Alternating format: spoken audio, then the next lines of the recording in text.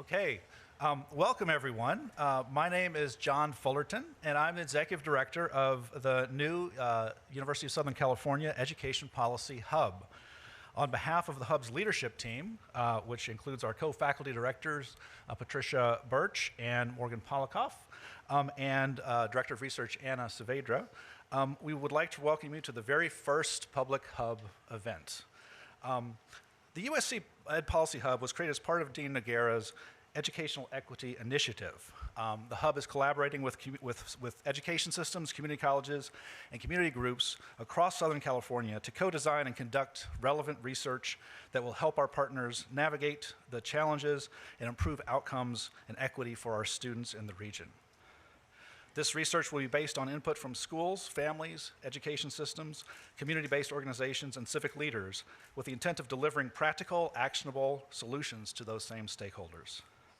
While we hope the results of our work will be widely relevant outside of Southern California, our primary goal really is connecting with Southern California practitioner partners and researchers together at USC and beyond who can help answer their needs and questions.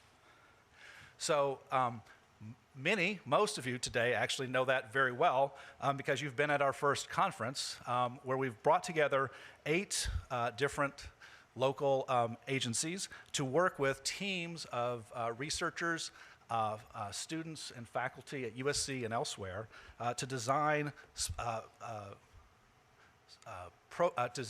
research programs specifically focused on the needs of the agencies involved. I want to thank all of the participants in that conference today about the really hard work that I know you did. I bet you're all pretty tired at this point, but stay with us. This is going to be a great panel.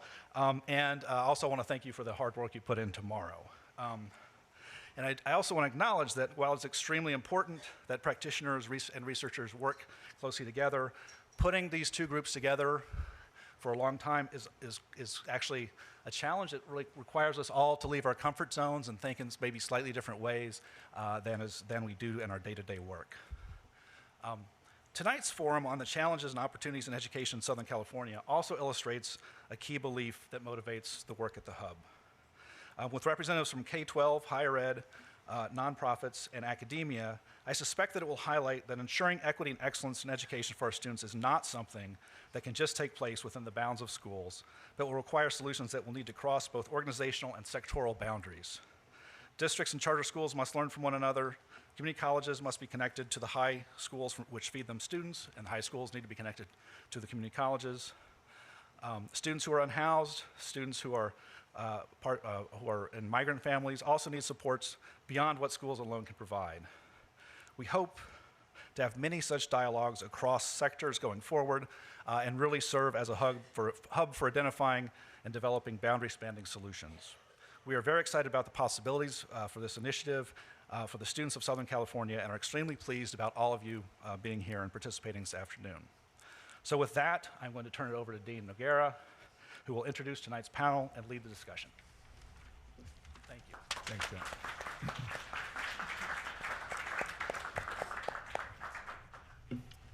Thank you, John. Good evening. Thank you all for being here, particularly those who were here all day, who put in long hours really doing important work. I got to sit in on several of the groups and I'm so impressed by the thoroughness of the probing questions. It really felt like you would come away from today with something useful. Is that true? Good. It seemed like time well spent. So this afternoon, we have a panel that really helps us in thinking about the possibilities for this policy hub. You've heard from John Fullerton, who we were able to recruit away from Harvard to serve as the executive director. John has done this work for many years, so he has a sense of how to be in partnership with colleges and districts and do work that will be helpful. But we also have our faculty, and several of them are here. Today we're going to have Morgan Polikoff. So Morgan, maybe you could come up first. Morgan is one of the faculty co-chairs. He is a professor here of education policy. We have Alicia Bell, who is president of United LA. Gabriella Malfi, who is superintendent of Garden Grove and a graduate of Rossier, and finally, Francisco Rodriguez. He is the Chancellor of the LA Community College District and a good friend. Thank you all for being part of this panel. What I'd like to do is to start out with, well, they told me to sit down, so I'm going to go over there. I have trouble talking and sitting, but I think I can pull it off. So I'd like to start with just a question, and maybe we could start with you, Gabriela, talking about, you already impressed me, 11 years in Garden Grove, which is a long time for a superintendent. Let's talk to me about the value of having research, access to good research that can help you in making decisions. Talk about that for a moment. Like, what do you see as its potential for helping you do the work you do? I think for the majority of folks in the room are practitioners, and we're so busy. I have a 100-hour work week, I would say, and I'm at school. I was already at 3 schools today before I came here. And running around, care and management of the board, all of those things. And so we really need researchers to provide that information in a synthesized manner, and also to help, like the activity today, to help to support us in how to apply that research to the ongoing work that we're doing within our districts, and how to make things scalable and sustainable over time within districts. But your district is making decisions all the time. You got a board, I know makes decisions. You got principals who are making decisions. Yes. What's different about having this kind of partnership? I think what's different about having this partnership is having access to folks who have, honestly, that's what they do, right? Because what we're doing is we're doing the dealing with the students, the dealing with the board. I actually have a great board, so I can't complain. I mean, all boards are interesting, but mine is less interesting than most the boards are. It just takes a lot of care and feeding, a lot of meals. We just had the California School Board Association conference last week, so I spent a lot of time with them. But I think the difference, what we look to, is how are we able to synthesize practices? Because I might engage with people in my county, and then I'm like a member of CORE or Urban Ed Dialogue, but I'm not necessarily seeing and hearing about all of the practices in a way that's replicable and generalizable across contexts. And so that, I think, really helps me to have a synthesized information, because I do read journals and I do keep up on the latest research, but I only have so much time to do that. It's usually in the car, on Audible. If it's not on Audible, I don't hear it while I'm driving to and from all my different places. Okay, all right. So let me jump over to Francisco. You're the chancellor of definitely the largest community college district in California, maybe one of the largest in the country.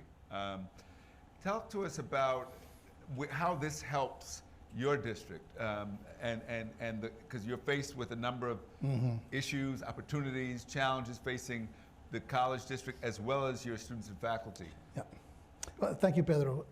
First of all, we want to start this. Wonderful to be here with everybody. I love this idea of research to practice. And very pleased to be joined by members of LAC City team who are here, who have spent the day with you all. So there's an opportunity for us to inform. I think one of the most important things to add on to the superintendent's wise comments is it also will help us determine what to stop doing. Not just what to do, given this phenomenon or circumstance, or where to invest resources, but to give us a sensible, timely, and opportunistic view of what to stop doing that maybe is harmful to the success of students. And I'm convinced that there are ineffective practices that we continue to perpetuate both in and outside the classroom that has led to inequitable student results and outcomes. So, I want to give a little bit of a different angle perhaps to help us inform. Research informs practice from the standpoint, where do you invest? And as a chronically underfunded institution, the community colleges, we have to be mindful, judicious, and be able to rationalize where we invest and whatnot. And the greatest investment we make is in our human capital, our human infrastructure that absorbs, frankly, 80 to 90% of our college and district budget. So it's people where we have the infrastructure. So how are we informing what our people do to help support the success of students? So that's, we'll probably talk about what might be some areas, but this idea of being smart, timely, judicious, and opportunistic is an area that research can help us and what to stop doing. So let me just follow up a little. We were a group of us were in Finland about a month ago, studying the education system there. And one of the things that we noticed was not only is practice informed by research, but practice also informs research. That is, it's a two-way street. And what are your thoughts about that part of it? Oh, absolutely. We're the boots on the ground. If we look at our student body, 85% students of color, mostly local students. So we have now, with the online education environment that we have find ourselves in, students from everywhere, but mostly local students, and we're still concerned about outcomes of particular students. And when we disaggregate by race, by ethnicity, by income, frankly, by zip code and whatnot, that we have disparate results. So these kinds of research practices and areas that we're studying, we can actually give you an opportunity to see whether or not those plausible outcomes actually make sense to a 21st century learner. So it does inform both. And frankly, if I could say, Pedro, I hope that we can challenge some of the assumptions that we make about student learning and the types of students that enroll at community colleges, because it's a wide swath of individuals. So both to be informed by, supported by, but also to challenge what some of the prevailing sentiments are about our institutions. That's great. And that partnership is actually really a big part of what this hub wants to do. And speaking of partnership, Alicia, Yes. you represent a really important partnership here in LA. Maybe you could start just by explaining to the group what Unite LA is about, and then I'll pose a couple questions about research. It would be my pleasure. Thank you. Thank you for having me. Pleasure to be here. Proud graduate of USC 25 years ago, back when this was the Radisson. And so pleasure to be here. So Alicia Bell, I've been with Unite LA for 12 years, but have served in the role as president for the last year and a half. Unite LA has 45 employees. We're a small local nonprofit solely dedicated to equitable economic mobility through education and workforce development. We were actually founded by three entities: LACCD, LA Unified School District, and the City of LA back in the mid-90s, when those three entities had successfully co-applied for a federal school to work grant during the Bill Clinton administration. They received it, realized the need for an intermediary. Unite LA was born in 1998. So we are a quarter of a century old. And I'll just close out by saying we operate in three domains. So programs, we do have boots on the ground, college access, and career pathway programming. Policy, we also do policy advocacy at the local, state, and federal level.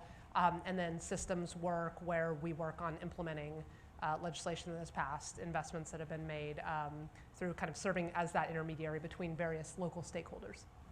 So you play that intermediary role, and I guess similar to the question I posed to Gabriela, as we know, decision makers like chancellors and superintendents have to make decisions all the time, and often don't have the luxury of time. They have to base it on the best information available. What role could research play in hopefully making even better decisions? Absolutely. Well, for us, for partnerships, it's critical. We spend years creating what we refer to as trust tables, right, where you get public and private partners around the table agreeing on a set of common goals, agreeing on a set of metrics, and then also research helps to inform the best strategies to achieve those goals. What resources are we all going to put in? So the LA Compact is a great example of that, launched in 2008. It's a bold commitment to equity and education and talent development by about 22, 23 different signers, everyone from LACCD to the mayor's office to 11 different institutions of higher education to LAUSD and others. But research is critical in informing the strategies that these partners come together to jointly pursue. So Morgan, why would researchers want to be part of such a thing? I mean, it's so much easier to just go off and, I don't know, not get into the mess of decision making at a district level, and you can pick easier projects. Mm-hmm. What's the attraction for a researcher? What isn't the attraction? I mean, I feel like in a field like education, where it's supposed to be applied work, we're supposed to be helping real people, the idea of doing work that didn't achieve these aims is just, to me, is very unappealing, right? And so I came into this field, and I think many of us did, because we want to help improve education systems. But that said, the sort of typical structures and norms of the academy push against impact, right? Like, I went to this very early, after I got my PhD and had arrived here at USC, I went to this training for early career researchers, and one of the things they said, which stuck with me, was policymakers don't read journal articles, which is very true. It's totally obvious, but also very true. I think practitioners, by and large, don't read journal articles. I think many academics don't read journal articles. We read the abstracts, and then we cite them. And so, you know, I mean, I think it's just, it really can't be overstated that that the academy has typically not rewarded this kind of engagement. But I think that can be changed.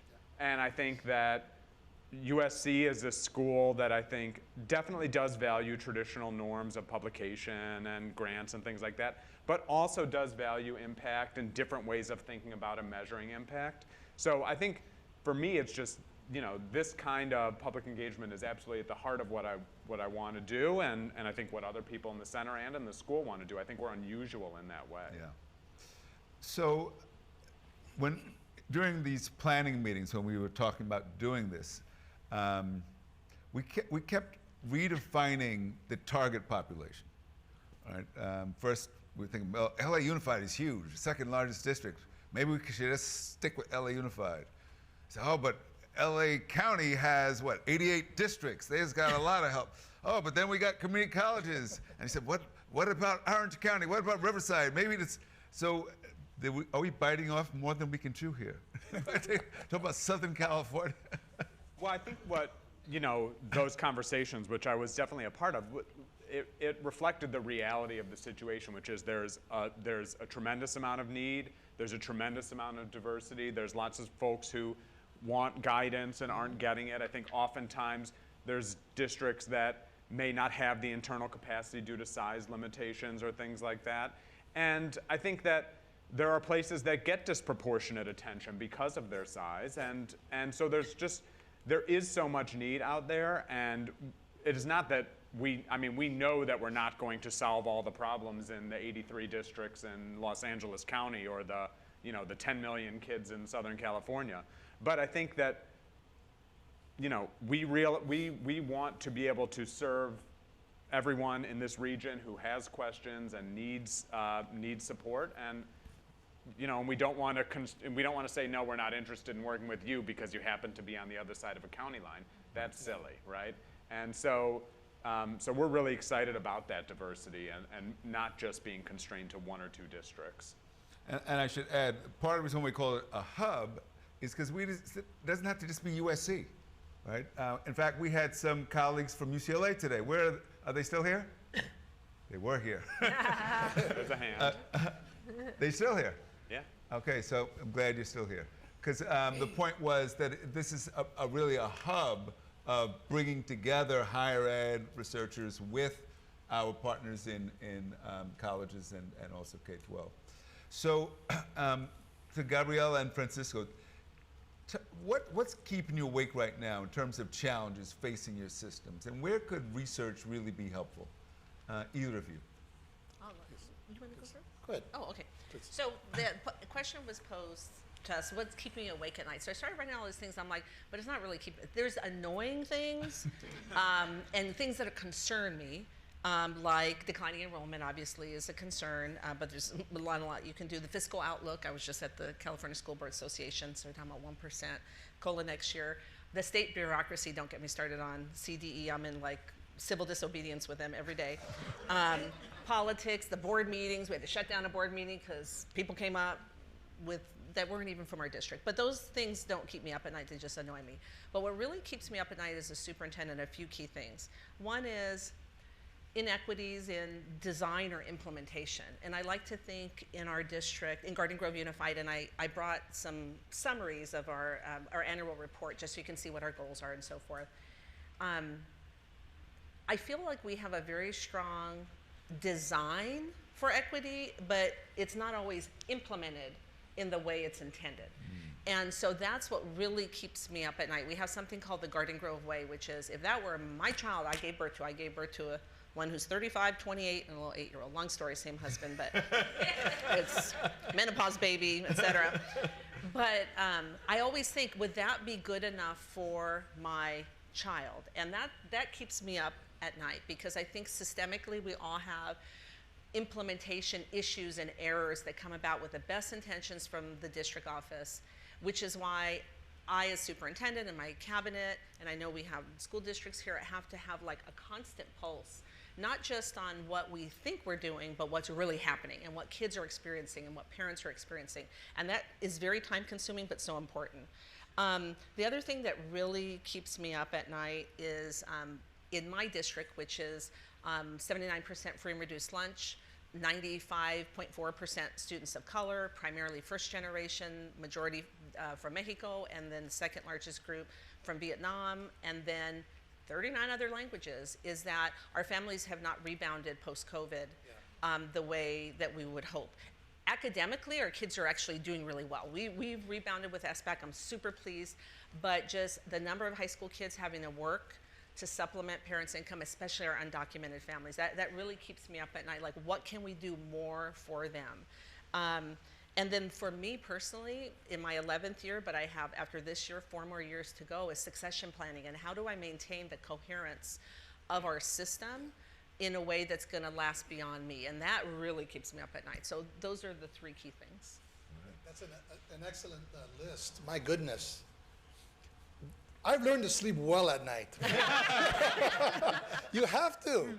The work is hard. It's heavy, and you have to almost meditate to find a way to let it go, or else it can eat at you. Because some of these problems have been persistent and pervasive for decades, and now when you layer on top the issues of equity, racial equity, and social justice, and everything else that our communities are dealing with, just obscene poverty that goes on with our families and schools, it's hard to stomach. So you have to remain hopeful. But in understanding the question, I would, gosh, that's such a wonderful list. I would say just a couple of things. One is that, and I would call it, Pedro, the right balance, the right mix. Our district now is making incredible investments, and the alignment of those investments is what I have to concern myself with in positioning a 7-member elected board for good decision-making, a board that is responsible for the educational lives of over 200,000 students and close to 10,000 employees. And the alignment of the curriculum that we're teaching, is it still relevant? Is it leading to jobs that makes not just a livable wage, but a prosperous life for the students that we're educating? Or are we actually educating students with credentials in training that will allow them to be right into the minimum wage? Like, it increases their employability, but how about the wage gap that exists to live in Los Angeles? I worry about that we're not quite aligned with that. So curriculum, training, job market, wages. Secondly, I think about who we're hiring with this wave. I'm in my 10th year now at the district, and I've been proud to now preside over 1,100 full-time faculty hires with this new 200 that's coming on board of the 1,600 plus that we've had. That's a pretty good chunk in 10 years. So the idea of leadership succession, who will be in our classrooms, and when we hire faculty, our colleagues will attest, they're there for 30 years. So we're making a 30-year investment in people. So do we have the HR practices and policies and questions and whatnot, or are we running HR like we did 20 years ago, 40 years ago, when we're making such a long-term human capital investment? That keeps me up a little bit, and I ask questions about that.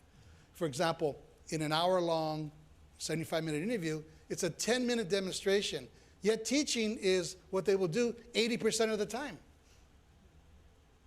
Yet We give a fraction of the actual teaching in the interview, less emphasis. So that, to me, is like a reverse. But we do it. It's what's done because we ask questions about other things that are important. So I worry about that. And then the last thing I'd mention is incredible enrollment loss. We cannot stop talking about the impact of COVID. It's still here. For our students, over 50% live in poverty. Many of them are first gen, and the highest number of undocumented students, we enroll more undocumented students than the CSU and UC combined at the LACCD, and we're proud of that. More foster care, more former incarcerated, justice impacted, more students with disabilities, et cetera. We're proud of who we serve. They're descriptors, they're not excuses. They're descriptors of who we serve. And so our system served 2.5 million students in 2008-9. We lost 500,000 students during the last recession. We only got back to 2.1. We lost 400,000. Then we got down to 2 million. Today we're at 1.9, and we were at 1.6. We lost 300,000 students in California through our 116 community colleges. And if you examine who they are, the zip codes they come from, the income of the families that they are from, the ethnicity, the gender of those individuals, disproportionately students who could most benefit and families who could most benefit from education. So we in fact widened the opportunity as well as equity gap during that time period, and we're rebounding. We lost 28% of our students during the lowest point. Thankfully, the last 2 years we've swung back up, but we're not to pre-pandemic yet. So I worry about those who are not accessing the tool. It's even free now, 2 years tuition-free education, to the legislation that we ran, our district. And still, that's not enough of a lure. There are those who continue to live on the income and academic and opportunity margins. So that's what keeps me up when we are built for equity, access, opportunity. That's why we exist. It's in our DNA, yet those who could most benefit are still not descending upon our academic shores at the rates that they did. We're built for 300,000 students today, with online and in person through our 9 colleges and educational centers, and I'm 2/3 full. Wow. So that's what keeps me up. Yeah. Just as an aside, I was in Mexico City this summer, where they have an even larger public university, UNAM. Yes. And not only is it free, all the students get a stipend, a living stipend, while they go there. If Mexico can do it, raise a question. So that takes you to Alicia, because you focus on these links with the economy, and we live in a city that has the highest homeless population in the country, and the ones we see on the street are just the tip of the iceberg, because there's so many people doubled up living in cars, a lot of them going to school and working while they do. We have great wealth and great poverty in LA. How do you think about the role of the educational system, and again of the research capacities of these research universities in helping to close some of those gaps? Yeah, absolutely. Well, the inequitable outcomes of students of color is absolutely what Unite LA was built to stay up at night, losing sleep over. And we serve one of the many stakeholders we're a go-between for is the business community, and we really do focus on what we're saying high mobility jobs in growing industries. So our biggest focuses are on healthcare, on tech, on clean tech, STEM fields broadly. So research and data is critical to informing where we place the energy of our 45 employees, and we're fully funded by grants, and our philanthropic and public funds. So some of the things we look at by 2027, about 70% of jobs, as you all know, will require a college credential. But looking at that gap, in 2018, 59% of Black and 55% of Latino students in LA matriculated to higher ed, compared to 72% of their white peers. So that's on the higher ed front. But then we look at workforce, and data shows that Latino workers are nearly twice as likely as white workers to be employed in low-skill occupations, obviously associated with lower wages. And then income levels, right? The median household income of Black residents is only $52K, and Latino residents 61K compared to 92,000 for white residents. So just to your point about living in LA, very expensive city, with respect to the growing sectors that we focus on, so in healthcare, for example, Black and Latino workers are concentrated in occupations with lower education requirements, and therefore lower wages. So in healthcare, LVNs as opposed to RNs, for example, right? In STEM fields, data show that Black and Latino students are consistently underrepresented in computer science transfer programs. Black students are underrepresented in engineering programs, women as well. Some of the factors contributing to this that, the trust tables that we build, that everyone comes around to look at research to help inform strategies. So insufficient career and college and career exposure and advising on education pathways that are associated with high mobility careers in growing sectors, right? Lack of curricular alignment amongst different institutions, sometimes resulting in extended time to degree. And then there's also room for growth with associate degrees for transfer, right? Especially in those pathways, healthcare, computing, engineering. Also, you mentioned, I believe, some of the kind of the whole student, the holistic needs. But we definitely need more research around holistic strategies, including a sense of belonging. We have looked at research that Black and Latino students cite imposter syndrome in engineering and computing majors as their reason for leaving the field. So that is some of the research that we look at when we're trying to deploy our resources and our staff's time. Thank you. So Morgan, think out 5 years from now. What I love about today is that we didn't launch with speeches, we launched with work, right? That we dove into the work and teams were meeting, talking through ideas. I asked several teams, they said they came out with greater clarity on what they're doing. So I'm just trying to imagine 5 years from now, what would success look like? If we said the Policy Hub was successful, what would be some of our wins? Well, certainly I think we have in mind that these initial conversations will yield partnerships that will continue for years and that will lead to ongoing support for individual districts or county offices or all the organizations that we have here. I think that we also have in mind that this can be a model for other kinds of institutions, that we can demonstrate that higher education and practitioner agencies can work together in these ways. I think that we have a real chance to, demonstrate the model, and I think also, show the power of, new scholarly forms of dissemination and impact and communication. I think we have great potential here at USC and at Rossier to really think outside the box of traditional modes of dissemination. And that when people think about, what's an ed school that is really driving effective policy and practice, they think Rossier and the Hub. And so I think that's what we have in mind. And all big ideas start with small actions. So I'm hopeful that these conversations that we're in today, that we'll look back on them a few years from now and think, wow, that really led to something that produced a real tangible impact. No, that's ambitious, but we can't go into this not thinking ambitiously, right? So just again, back on the research side, thinking as a dean and thinking about the ways in which schools get rewarded and faculty get rewarded.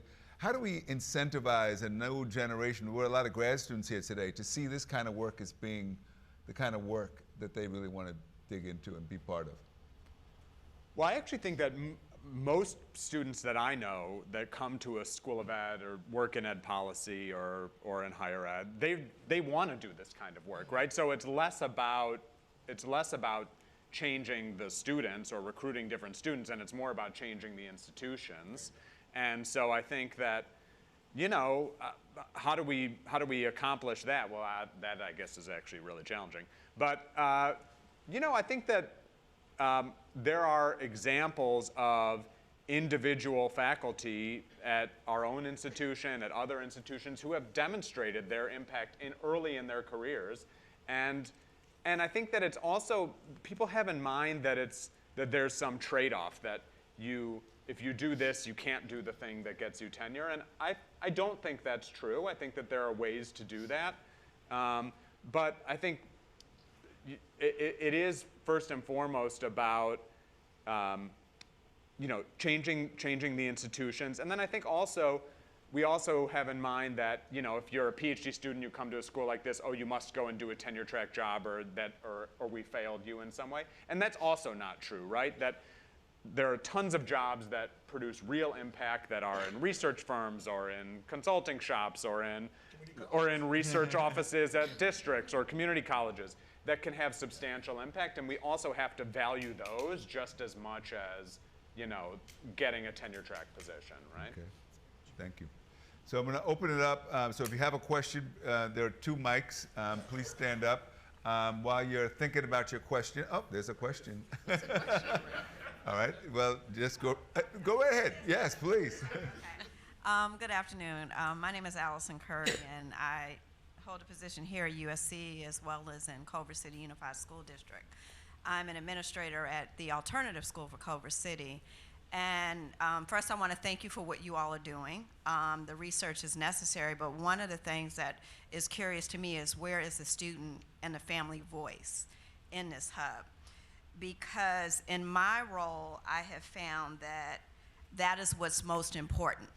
My students and families are the people that I serve, and without them being at the table, I, as an educated person, make assumptions about what they need, as opposed to really feeding that which they need. So that was one question that I have. The next question with the community colleges, it's like, how are we marketing that to students? Primarily because a lot of times when I speak of that as an option, many of my families say if they go to community college, they'll never finish. So it's really about, I like what you're saying about what are we doing wrong, because I do feel that we look at college as an opportunity to get a better job, but college really teaches you how to think differently, and we really have to it's a hard sell, because the debt that people go into, it's like when you're trying to figure out how to make it from day to day. So that was another thing that is coming to mind. And then when we're talking about on the ground in the schools, like the hiring practices, I see teachers teaching the way I was taught 56 years ago. And the teachers' union prevents us from doing anything about those teachers. So it's like there are a lot of things on the ground that really need to be addressed to get the momentum, because as a Black woman in America, this is like on repeat. I've been hearing this since I was a student. I've been hearing it since I was in college. I've been hearing it since I've gotten an education. And now it's like, okay, yeah, we got the research. We know what's happening with the racial disparities in this country. So now what are we really going to do about it? What is the roadmap out for our families of color? I know that was a lot. That was 3. So I think I remember them. So the first one was about voice of stakeholders, students and faculty, parents. How do you think about that as you think about making informed decisions about these institutions? We talked about that in our group, that I spent all day with a school district that's interested in what's going to get kids to be on track and successful in terms of algebra by 9th grade. And one of the things that we talked about, and specifically with a focus on Black students, that this is a school district that has identified Black opportunity gaps as a major issue in their district. And so we talked about one of our research activities being interviews with students who have been better served and less well served by this district in terms of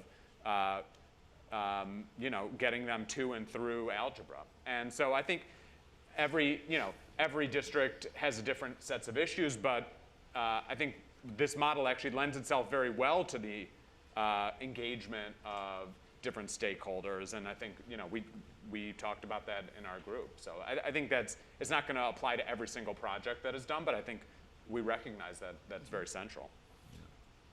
Yeah, and to the extent that our district and other community colleges are involved with this research hub and working with our colleagues here at USC, our student body is over a third are student parents.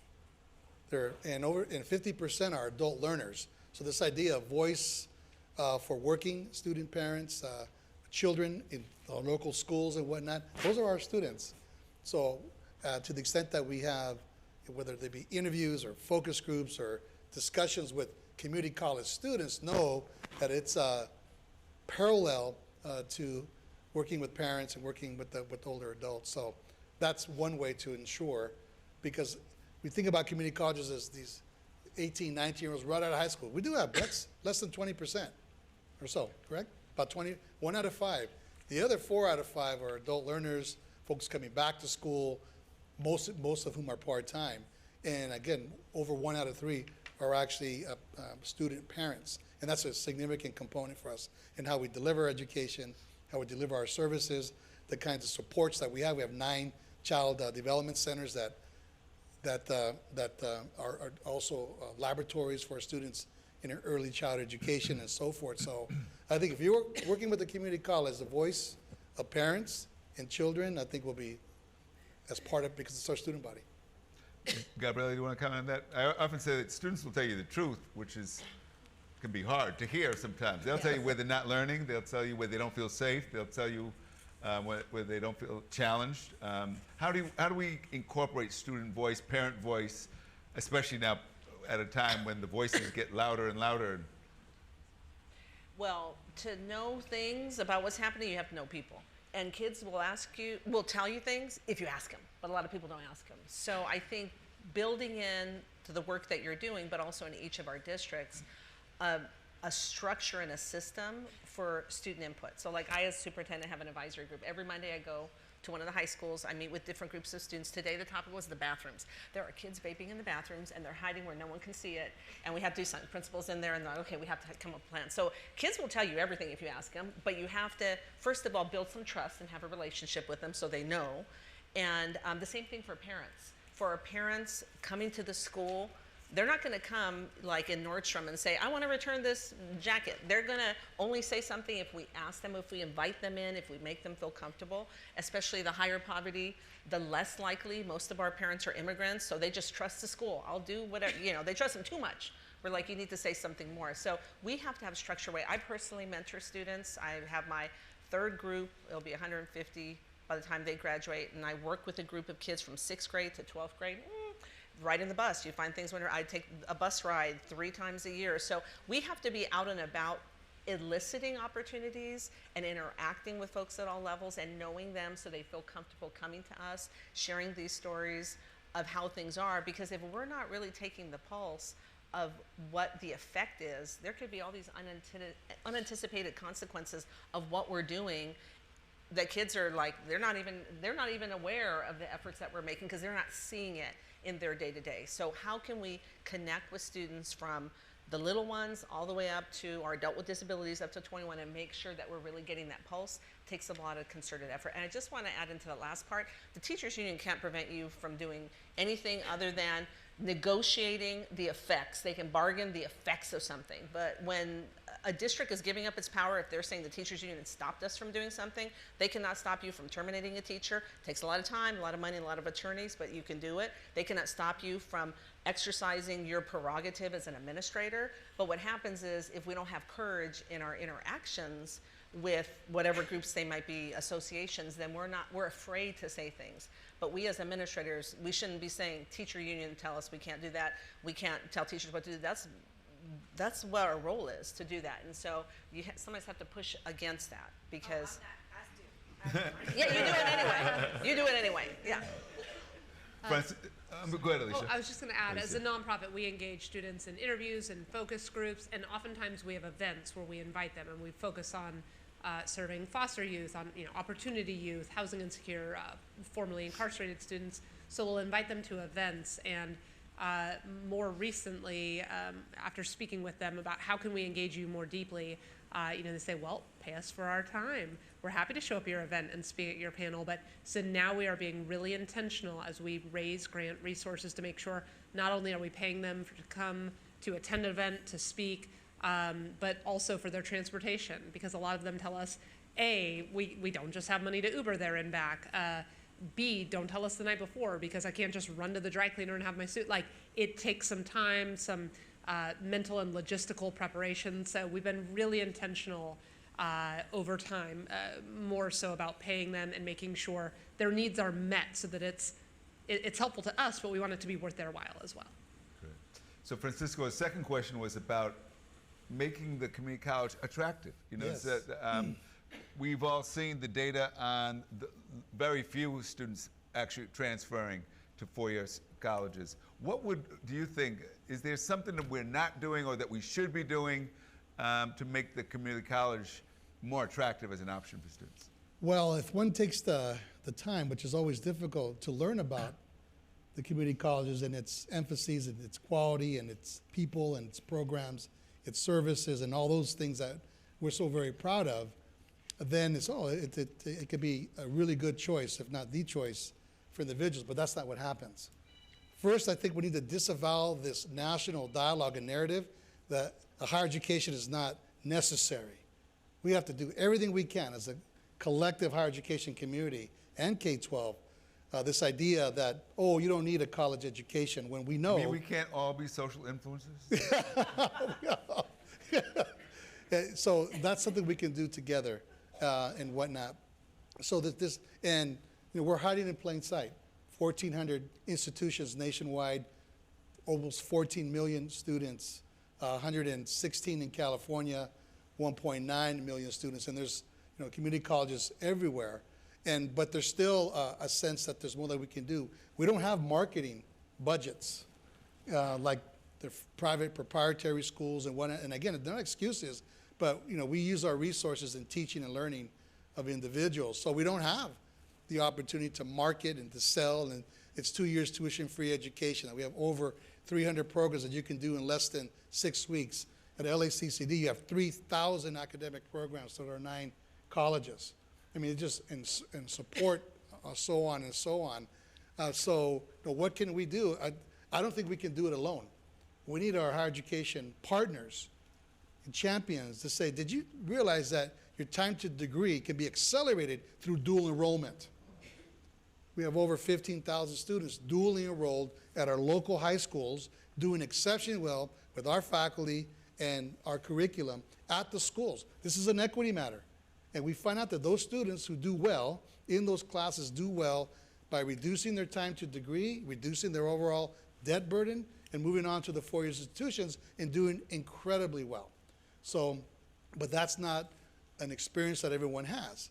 Did you know that right now we have, 29 what we call CCAP agreements with local high schools and charter schools that says we agree to offer these courses in dually enroll, where the student can receive both college credit and high school credit with the same class at no charge to the student. And if you look at who's enrolling in those classes, it's the students who have been historically underrepresented. So that is a promising practice that I hope that we can continue to lay out the public's promise and the public's investment. Our state legislature, our governor has been incredibly supportive, our state chancellor, of dual enrollment. So that's, I think, indeed a promising practice. But we have the right courses, the right instructors, and the right cooperation and support from the schools to make it work. It's not a panacea. It's a lot of coordination involved. But I bet that if we did more of that and really started to highlight the success stories, it could be seen as normal. We have at LA Harbor College the opportunity, and not only with this, where the student can finish their high school degree and their 2-year degree at the same time. Upon graduation, they get 2 degrees. It can be done.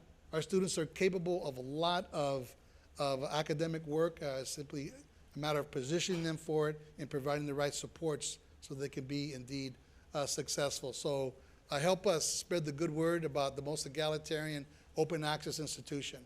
And let the word be known that we accept the top 100% of the graduating class.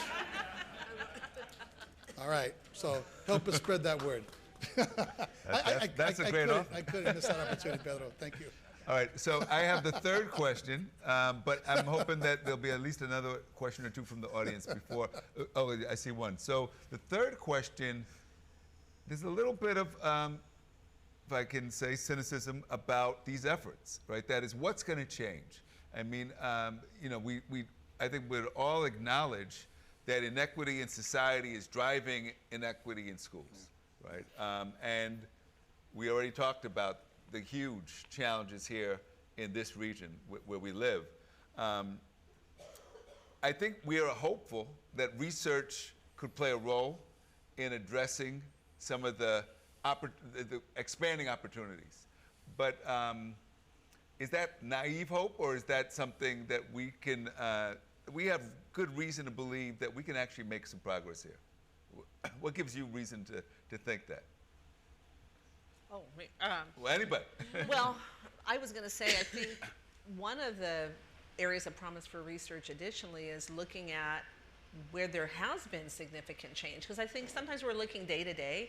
But for example, in Garden Grove, I came to my district 22 years ago as a principal. It was my first principalship.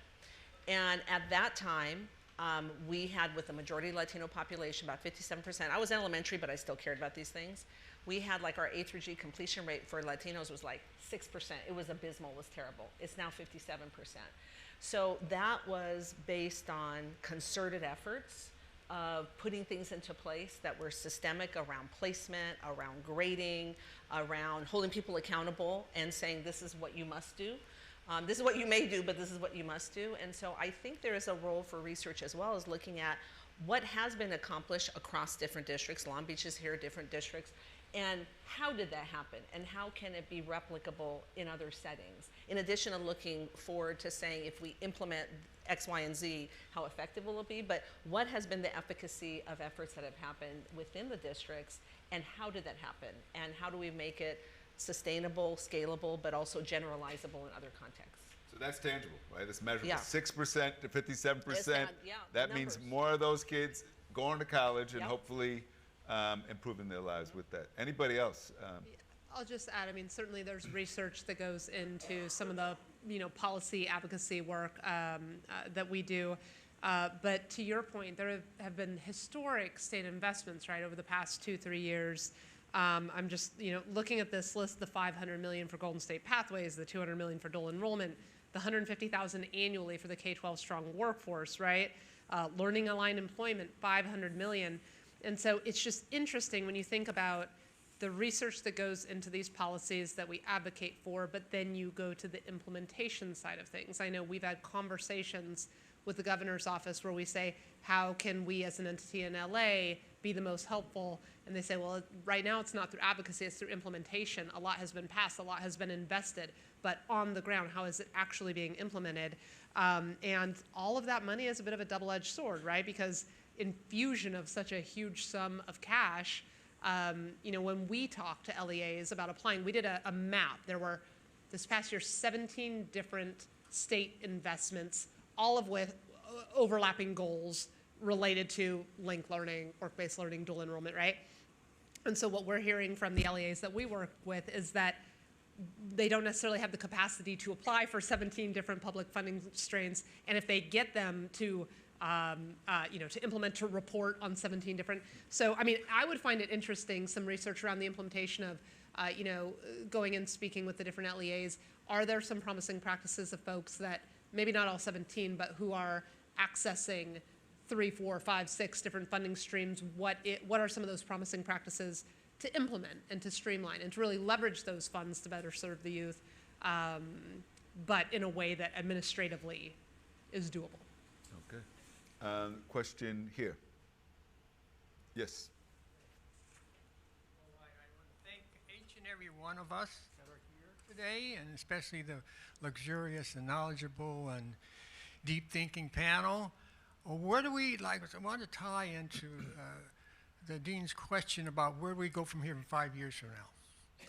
And how do we reach out to the funding sources that are out there that are beneath the surface And if we can do that, how do we proceed to change the bureaucracies?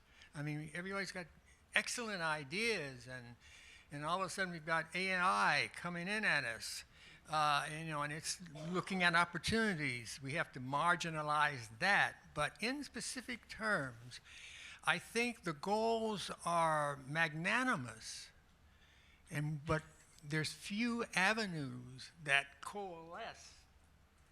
And we need to stay up a little later at night and take the bus, and go to the schools, get a permit naturally, the elementary schools through the colleges, so that we can interact. Socially, interaction is the best tool for progressive educational standards, because you really get it from the downtrodden, and you get it from the haves, and they're both good people. So I will leave with this comment. Because we're here, we have a purpose. And that purpose needs to be refined to a certain definition so that we can react quicker. We can, make the call, text, whatever it is at that moment, so we can save some of the kids that need to be on a boat. And I want to thank you, Dean, and the other representatives, distinguished individuals. This is the way we get ahead. This is the way we grow. This is the way we smile at kids and smile at ourselves and pat people on the back and, fist bump, those types of things. They are meaningful now. Keep it up. All right, thank you. So that wasn't, I don't see any more hands. Final comments. Oh, there is a hand. Okay, come on up. Thank you. I appreciate all of you here. I have two questions specifically related to research. How are you going to avoid research bias? Because that's one of the impacts that I've seen over my quarter century here at the university and the quarter century I work for LA Unified School District. There's a lot of research bias. A lot of it's confirmation bias, where you have these practices that essentially reinforce the educator or the professional's opinion. And then the second one is the issues of trust in institutions. When I was the reason why I went back to school into Rossier was because after the Great Recession, there was a break in faith of people with education systems, because people followed the rules, they did what they were supposed to do, and then they were unemployed. And so how do you reestablish that trust, and how do you eliminate those research biases? What is the hub going to do so that we can actually utilize some of these things that you guys are coming up with and bring about the real change that Allison talked about?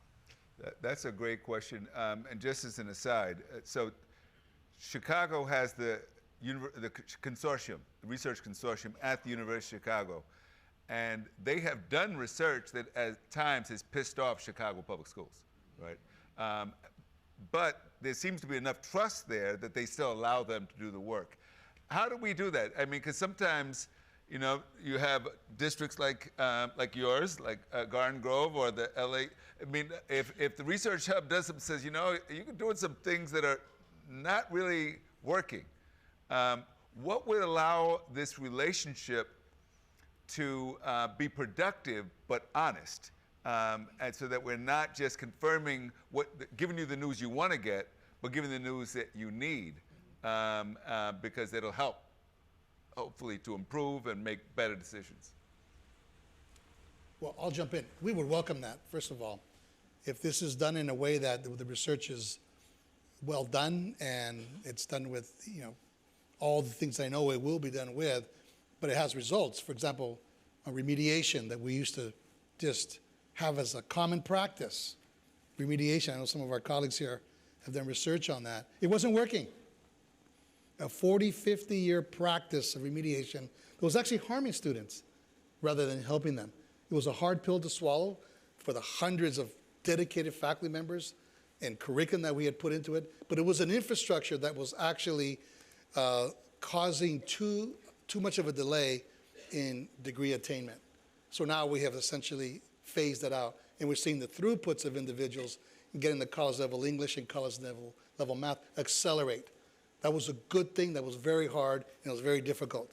But it was good research that helped us really to redirect those investments into supports around college level English and college level math.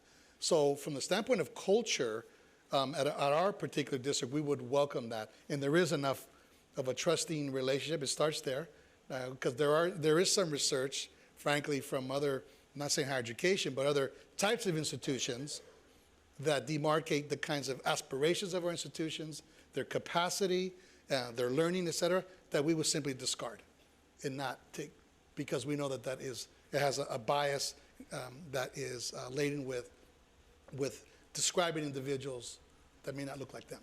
So I'll be very blunt about that. So yeah, the sender matters. The trust and the relationship matters. But for an institution like ours, even though if it was something that we didn't want to hear, we would be open to that. And of course, I would be looking at, so okay, you got my attention. What are our recommendations? What do you recommend? What does the best thinking say about this? Because then I have to make a case to the board, to the college presidents, to our faculty, and whatnot to get behind a particular change in policy or practice. So, but from this standpoint, we grow by having these kinds of candid, honest, fruitful conversations. So we would welcome it, frankly. I agree. I think we're always looking, we're always bringing consultants and working with critical friends, because we don't want people to come like the emperor's new clothes and be like, you look great, you're fabulous. I mean, we know what we're doing well, and we know we still have a long ways to go, because it's never done. Like, as soon as something gets better, you're like, oh, but that's over there. It's like whack-a-mole. There's always something, a little mole you can whack in the Chuck E. Cheese game. So we always are looking for external partners. I think the key is having someone tie into, like, for example, if Long Beach doing algebra readiness, or like one of the things we've been struggling with is diverse hiring practices. We're getting better, but we're not good enough. So getting those critical friends, and one of the things I know many districts do is we'll have an external audit. We'll have someone come in, we pay them actually to come in and tell us how we're doing on this. We did it with placement practices, we've done it with grading, we've done it with our special ed departments, with transportation, maintenance operations. I could go on, I think I've done 7 in my time as assistant sup and superintendent. But I think it's that trust you have with the group, but also having people who have an area of expertise in that area who can support you with what's out there in terms of the research, but also give recommendations. Just finding out that it's not working well isn't enough. Like, what are the recommendations for implementation to improve the situation? Morgan, do you have an experience giving bad news to someone who's hired you to do research? I can't say that I do, but I certainly am more than willing to give bad quotes about CDE to the newspaper. And I think that there is a genuine concern that sometimes educational organizations can be vindictive, or can turn on people if they say bad things, or if they say the truth about what's going on. And that's, listen, it's problematic, and we should call it out. I think that fundamentally, my belief is these are public institutions, they are public dollars, they deserve public scrutiny, and if they are underserving, generations of kids, and disproportionately Black and brown kids, that's something that needs to be said and addressed, right? It's not something that they should be able to hide behind, NDAs and IRBs, right? So, but that said, there are real practical issues here, and it does start from a foundation of trust. But I think it also starts from a leader's openness and willingness to be engaged in this. And there are lots of people who aren't in this room. There are 1,000+ districts in California, led by all different range of folks who have more and less interest and willingness to do this kind of thing. And that's something, that hopefully we also at Ross here, hopefully we can work on that, right, from the training side, demonstrating the value of research for improvement and that sort of thing. Yeah. And Alicia, final thoughts about that? Building trust. You work with the city, the community colleges, the school district. There are unions involved. Sometimes when the information you're sharing casts people in a bad light. Yep. Now, it's helpful if it comes with some recommendations of what to do, but some people may not want to do what we say would be in the best interest of the institution or the students served. Right. Any thoughts about the politics of research? So just as an intermediary playing in the in-between space, our founder, who retired last year, would always use the quote that we move at the speed of trust, right? And so I have seen with a lot of our initiatives the slow start where sometimes it takes I'm thinking about the LA Compact in 2008. It was probably 2005 or 6 when we started trying to get all the folks around the table, but 2 or 3 years of trust before you're actually creating that plan and launching into partnership work.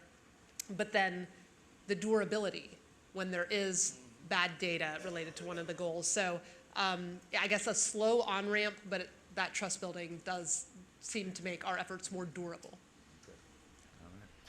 So I think we don't have any other questions. One last one? Okay, you get the last one. Oh yeah, because we have people online listening, including the governor's office is online, so they're going to want to hear this.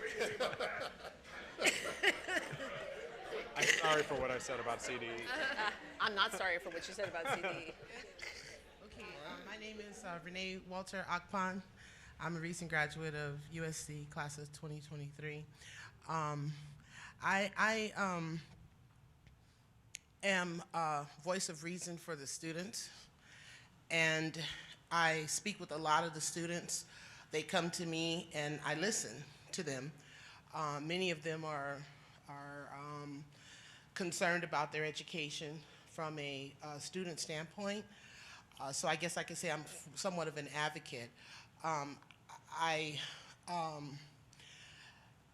collect data from them and have been doing so for a while, but I don't know what to do with the data.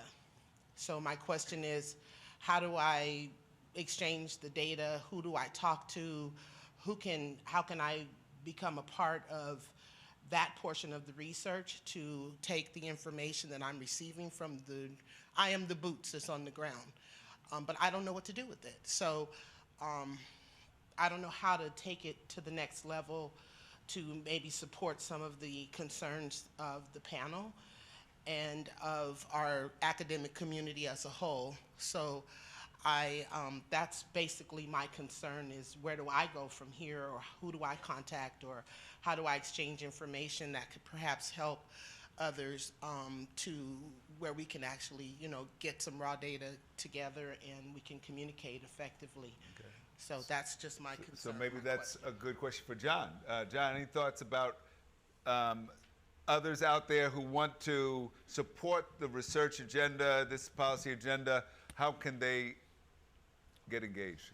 We'd love to have as many people as possible. You should the program has our website on it, and there's an email address there. So you should send inquiries to us, and we will get back to you and sort of talk about what you have and what you're thinking about, and sort of figure out where to go from there. So please do reach out to us.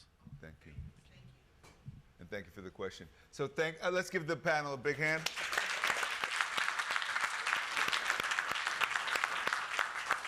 And as I said, it's an exciting moment. I'm again glad that we started with work, not just slogans and speeches. And I think that's a good sign and a good kickoff. So thank you all for being here. There are refreshments in the back. Please join us.